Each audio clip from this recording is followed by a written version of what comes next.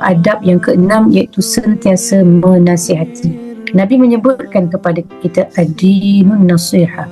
Agama itu adalah nasihat. Jadi kita nak sampaikan nasihat-nasihat ini dengan Al-Quran ini. Apa nasihat yang kita nak sampaikan itu? Kita nak sampaikan nasihat itu kepada Allah.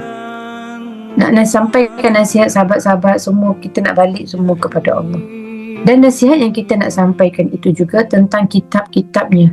Apa yang terkandung dalam kitab, terutamanya dalam kitab Al-Quran yang menjadi mukjizat bagi kita. Jadi segala asas interaksi dan juga adab kita bersama dengan Al-Quran bermula dengan satu paksi utama.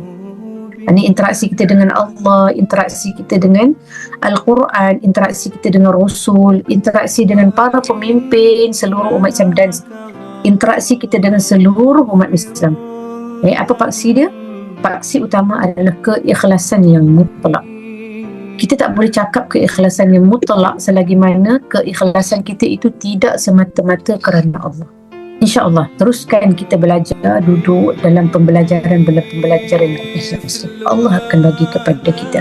Dalam maksud ad-dinun nasihah, dan hak-hak Allah yang ke atas kita itu berbentuk nasihat, iaitu apa hak-hak Al-Quran ke atas kita yang kita kena kita nak sampaikan nasihat itu. Yang pertama, kita nak membimbing ke arah kebaikan.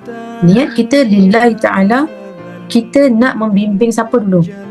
Mesti seorang guru niatnya untuk membimbing diri dia, dan seterusnya dia memang nak membimbing anak murid dia dan menarik hati pelajar untuk mendalami agama. Itu tujuan kita. Ada tak tujuan kita sebab nak kumpul followers? Tak boleh. Kita dah belajar dah adab tadi. Ikhlas, kita tidak mengharapkan apa-apa pun melainkan hanya untuk mencari redha Allah. Dan Allah mengajarkan kita apa dia jalan-jalan orang ikhlas. Jadi hak Al-Quran terhadap kita, mesti kita membimbing kepada kebaikan, nasihat itu. Yang